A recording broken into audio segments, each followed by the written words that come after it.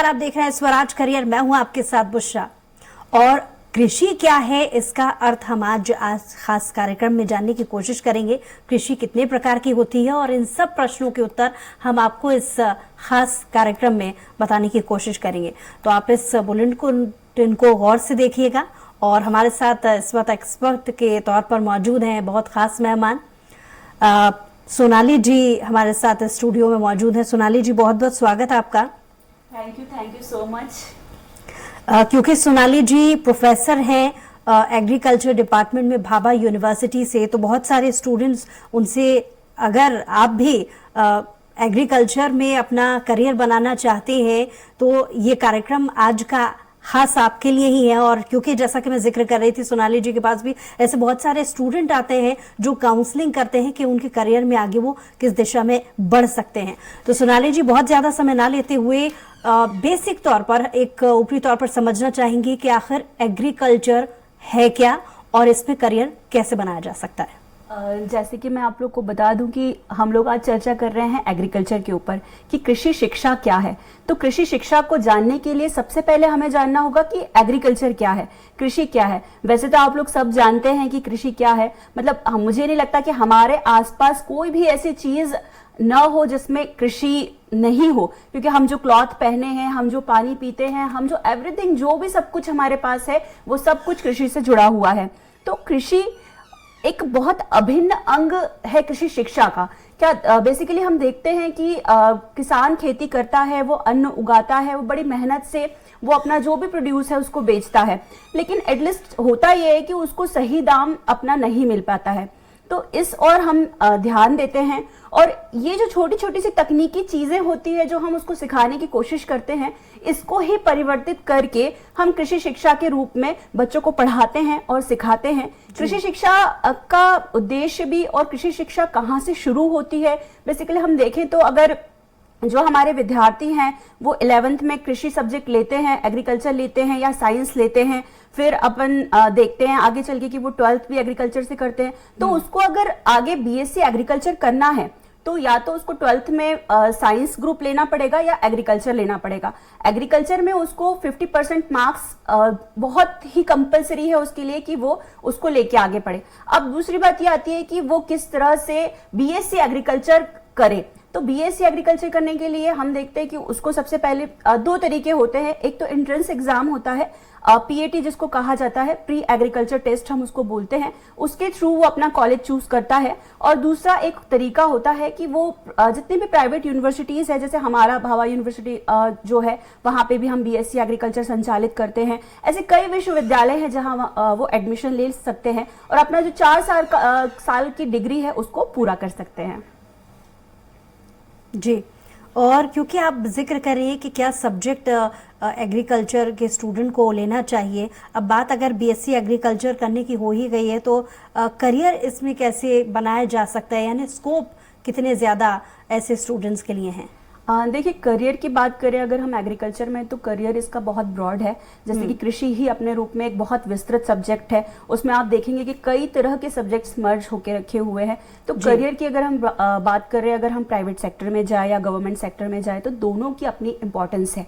Private sector में आप ढेरों फर्टिलाइजर जो कंपनीज है उसमें जा सकते हैं, इंडस्ट्री जो एग्रो इंडस्ट्री है उसमें जा सकते हैं, माइक्रो मैक्रो फाइनेंस में जा सकते हैं, मार्केटिंग में जा सकते हैं। उसके अलावा आप अपना खुद का सेटअप स्टार्ट कर सकते हैं, स्टार्टअप कर सकते हैं, बिजनेस कर सकते हैं एग्रीकल्चर के लिए। उसमें दूसरी चीज ये हो सकती है कि आप एक फूड प्रोसेसिंग यूनिट हो सकती है, उसको आप कर सकते हैं। अगर हम गवर्नमेंट सेक्टर की बात करते हैं तो गवर्नमेंट सेक्टर में भी देखिए बहुत सारी संभावना है, बहुत बड़ा स्कोप इसका है। एग्रीकल्चर बेसिकली नीड ही फार्मर के लिए हम लोग की है कि हम फार्मर को ज्यादा से ज्यादा तकनीकी सिखा सके। तो जब तक हम नहीं पढ़ेंगे और हम नहीं सीखेंगे, हम उसको कैसे सिखा पाएंगे। तो गवर्नमेंट सेक्टर में अगर बच्चे को जाना है तो आप उसके लिए आपको कॉम्पिटिटिव एग्जाम की तैयारी करनी पड़ती है। उसके थ्रू आप देखें तो बहुत सारे सेक्टर आप देखिए, एग्रीकल्चर फील्ड ऑफिसर है, और रूरल डेवलपमेंट एग्रीकल्चर ऑफिसर है, एक्सटेंशन ऑफिसर है, केवीके में साइंटिस्ट होते हैं बहुत सारे। उसके अलावा आप बड़े बड़े रिसर्च इंस्टीट्यूट है, वहां आपको बहुत अच्छी अपॉर्चुनिटी होती है। फॉरेस्ट ऑफिसर की पोस्ट बहुत सारी निकलती है। इसके अलावा अगर आप गूगल करेंगे तो आपको 200 से ज्यादा लिस्ट आपके सामने आएगी एग्रीकल्चर सेक्टर की तरफ, कि जिसमें आप गवर्नमेंट सेक्टर में भी बहुत आसानी से जा सकते हैं। सीड कॉर्पोरेशन है, फूड कॉर्पोरेशन है, ऐसे कई ढेरों आपको वैकेंसीज उसमें नजर आएगी। बस उसके लिए हमें जरूरी है कि हम या तो बीएससी एग्रीकल्चर हो या एमएससी एग्रीकल्चर हो, और अगर आप पीएचडी होते हैं या आप पोस्ट ग्रेजुएट हो जाते हैं तो आप प्रोफेसर के लिए जा सकते हैं, असिस्टेंट प्रोफेसर के लिए जा सकते हैं। तो वहां भी बहुत ज्यादा संभावनाएं बढ़ती हैं। जी, और सोनाली जी, कृषि व्यवसाय में आखिर किस तरीके से आगे बढ़ा जा सकता है? क्या है कृषि व्यवसाय? देखिए, कृषि व्यवसाय जो है, व्यवसाय अपने आप में भी एक बहुत बड़ा विषय होता है, और हम उसमें कृषि अगर ऐड ऑन कर देते हैं, जोड़ देते हैं, कृषि को जोड़ देते हैं, तो वो वैसे बहुत बड़ा हो जाता है। उसमें आप देखते हैं कि एक डेयरी हो गया, फिशरीज हो गया, हमारा पोल्ट्री हो गया, ये 3 जो बेसिक इतने बड़े आपके व्यवसाय हैं, इसमें अगर आप जाना चाहते हैं तो आप बहुत अच्छा इसमें कर सकते हैं। इसके साथ साथ आप रेशम पालन कर सकते हैं, मधुमक्खी पालन कर सकते हैं। उसके साथ साथ अगर आप देखें तो जो छोटी छोटी सी फर्टिलाइजर कंपनी है, वो कंपनीज आप खोल सकते हैं। आजकल हम देख रहे हैं कि कीटों के लिए बहुत बड़ी समस्या जो किसानों के लिए है, वो इंसेक्ट की है और डिजीज की है, साथ में वीड्स की है। तो ऐसी कई सारी कंपनीज आप खुद खोल सकते हैं, सीड कंपनी आप खुद खोल सकते हैं। तो ऐसे ढेरों उद्योग आप लगा सकते हैं, जिसमें लघु उद्योग आता है, कुटीर उद्योग आता है, कपड़ा व्यवसाय आता है। सब कुछ तो एग्रीकल्चर है, कहाँ एग्रीकल्चर नहीं है? तो आप जो भी चाहें उसमें व्यवसाय कर सकते हैं और बहुत अच्छी खासी अर्निंग आप उससे कमा सकते हैं। बस हमें जरूरत है कि सही दिशा में हम जाएं और सही दिशा में हमारा काम हो। इसके लिए मैं एक चीज और बता दूं आपको कि गवर्नमेंट जो है बहुत सारे लोन आपको प्रोवाइड करती है, और उस लोन में आपको अच्छी खासी सब्सिडी भी मिलती है। अगर आप बीएससी एग्रीकल्चर है तो आपको बहुत अच्छी सब्सिडी के साथ लोन प्रोवाइड किया जाता है। आप कोई भी बड़ा या छोटा कोई किसी भी तरह का व्यवसाय आप उससे शुरू कर सकते हैं और बहुत अच्छी अर्निंग आप उससे कर सकते हैं। जी सोनाली जी, वाकई आपने काफ़ी अच्छे से इस चीज़ को समझाया, क्योंकि मुझे लगता है जो तमाम दर्शक इस वक्त हमें देख रहे हैं, एग्रीकल्चर में इतने सारे स्कोप भी हो सकते हैं। मुझे लगता है कि इस कार्यक्रम के देखने के पहले बहुत सारे स्टूडेंट को ये नहीं पता होगा, लेकिन बहुत अच्छी से आपने इस पर डिस्क्रिप्शन दिया। इसी से जुड़ा मेरा अगला सवाल है कि कृषि शिक्षा का उद्देश्य आखिर क्या है और इसका इतना महत्व क्यों समझा जाता है? जी बिल्कुल, देखिए, कृषि का उद्देश्य क्या है, इसका महत्व क्यों समझा जाता है? उद्देश्य तो सीधी सी चीज़ है कि हमारा सीधा सा उद्देश्य है कि हमारे जितने भी फार्मर हैं उनकी जो भी ग्रोथ है उसको हमें ऊपर लाना है, ऊपर बढ़ाना है। क्योंकि हमारा देखते हैं कि हमारा कृषि जो है, हमारा देश जो है पूरी तरह से कृषि प्रधान देश है। हमारी जनसंख्या का 70% जो हमारा निवास करता है, वो गांव में निवास करता है, वो कृषि आधारित लोग हैं। अब ऐसे देश में हम रहते हैं जहां पर 70% लोग जो है कृषि आधारित होते हैं। अब इस कंडीशन में अगर हम उनको छोड़कर अपनी किसी दूसरी चीजों में आउटपुट देंगे तो मुझे नहीं लगता कि वो सही होगा।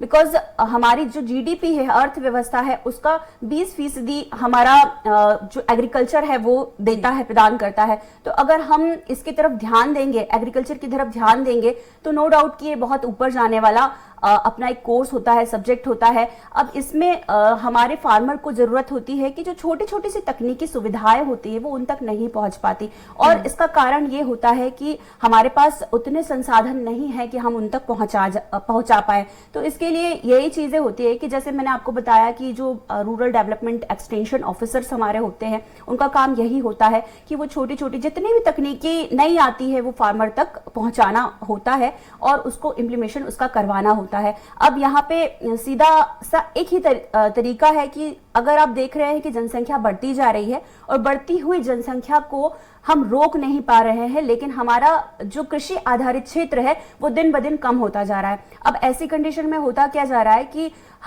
हमारे पास एरिया कम हो गया है, जनसंख्या ज्यादा हो गया है, तो हम उतना नहीं उगा पा रहे हैं जितना हम पूर्ति कर सके। तो ऐसी कंडीशन में सबसे बड़ी साइंटिस्ट के ऊपर एक जिम्मेदारी आती है कि आप ऐसा क्रॉप लगाएं जो कम समय में, कम जगह में ज्यादा उपज दे दे। तो उद्देश्य यही हमारा है कि कम समय में, कम जगह में, कम उसका जो फाइनेंशियल कंडीशन है उसको देखते हुए ऐसी वैरायटी हमको लगाना है जिसमें कि हम फार्मर को बहुत अच्छा प्रोड्यूस दे, वो हमको बहुत अच्छा प्रोड्यूस दे पाए, उत्पादन दे पाए। तो ये हमारा एक उद्देश्य सबसे बड़ा हुआ। दूसरी चीज ये हुई कि महत्वपूर्ण इसलिए है क्योंकि आज हम एक देखें, अगर हम सांस भी ले रहे हैं तो हमारे आसपास ऑक्सीजन भी है, तो ऑक्सीजन का कितना परसेंट आप पौधों से ले रहे हैं, और बहुत सारी चीजें ऐसी है कि हम बिना एग्रीकल्चर के, मैं तो सांस की ही बात करूंगी कि बिना एग्रीकल्चर के हम जीवन यापन भी नहीं कर सकते। तो ये बहुत बड़ा सब्जेक्ट है, इसके महत्व को भी समझना पड़ेगा, और हमको पेड़ पौधों से या फिर हम जल से, कोई भी चीज, जो कपड़े से, किसी भी चीज में अगर हम देखते हैं तो वहां एग्रीकल्चर होता है, तो महत्व तो अपने आप में इसका बहुत बड़ा है। जी, और जैसा कि आप तकनीकी सुविधाओं को लेकर के भी बातचीत कर रही थी, तो ये टेक्निकल कोर्स आखिर क्या क्या हो सकते हैं इसमें? जी बिल्कुल, देखिए तकनीकी की जैसे मैं बात कर रही हूँ, नॉर्मली जो लोग होते हैं हमारे आसपास जुड़े होते हैं, उनको ये लगता है कि एग्रीकल्चर में क्या है, आप 2 किताबें पढ़ेंगे, घास फूस पढ़ेंगे, हो गया, यही आपको पढ़ना है, गेहूं क्या है, मक्का क्या है, ऐसा नहीं है। एक तकनीकी का मतलब ये होता है कि कोई भी एक न्यू वैरायटी को बनाने के लिए जो साइंटिस्ट होते हैं उनको 7 से 14 साल तक का समय लगता है। अब ऐसे समय में, ऐसे स्थिति में आप क्या करते हैं? सोनाली जी, रोकना चाहूंगी आपको, एक कॉलर हमारे साथ जुड़ गए हैं, दिनेश। दिनेश, बहुत स्वागत आपका, सवाल पूछे।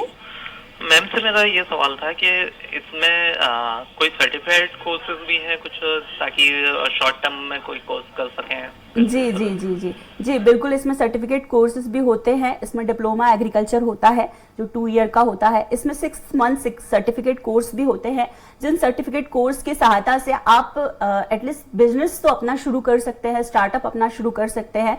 और जैसे अगर आप डिप्लोमा करना चाहें तो डिप्लोमा में भी बिल्कुल सेम टू सेम, जैसे डिग्री में हम 4 साल का टाइम लेते हैं, और डिप्लोमा में अगर आप 2 साल का डिप्लोमा कर रहे हो तो बिल्कुल आप उसके लिए भी जो आपके बोलना चाहिए सर्टिफिकेट, या जो आपको जो जरूरी चीजें हैं, जैसे आप शॉप खोलना चाहते हो या आप कोई व्यवसाय करना चाहते हो, तो उसके लिए एलिजिबल होंगे आप। दिनेश, और कोई सवाल आपका?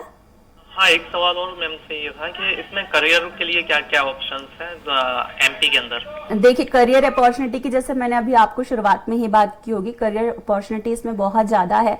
एग्रीकल्चर सेक्टर बहुत बड़ा है, जितना शायद मुझे लगता है कि एग्रीकल्चर में अपॉर्चुनिटी होगी और किसी सेक्टर में इतनी अपॉर्चुनिटी नहीं हो सकती, क्योंकि हम लोग जुड़े हुए हैं जमीन से, और जमीन हमको अन्न के साथ साथ हवा पानी सब कुछ मिल रहा है। तो उसमें करियर अपॉर्चुनिटी आपको ढेरों बनती है। अगर आप बीएससी एग्रीकल्चर कर रहे हैं तो भी आप बहुत सारी एग्जाम्स, गवर्नमेंट एग्जाम्स निकलते हैं, उनको कॉम्पिटिटिव एग्जाम के थ्रू आप या तो बैंकिंग सेक्टर में जा सकते हो, या रिसर्च में जा सकते हो, या फिर आप उसके साथ साथ आप देखते हो कि आप किसी कॉलेज में जा सकते हो, उसके साथ आप सीड कॉर्पोरेशन हुआ, या बहुत सारी जो आपकी मल्टीनेशनल कंपनीज है, बहुत सारा प्राइवेट और गवर्नमेंट दोनों सेक्टर में भरपूर अपॉर्चुनिटी आपको इसमें मिल सकती है। चलिए दिनेश, बहुत शुक्रिया हमारे साथ जुड़ने के लिए, और मैम आपका भी बहुत बहुत शुक्रिया तमाम ज़रूरी जानकारी हमारे दर्शकों तक पहुंचाने के लिए। और इसी के साथ यहाँ पर रुक रहे हैं एक छोटे से ब्रेक के लिए।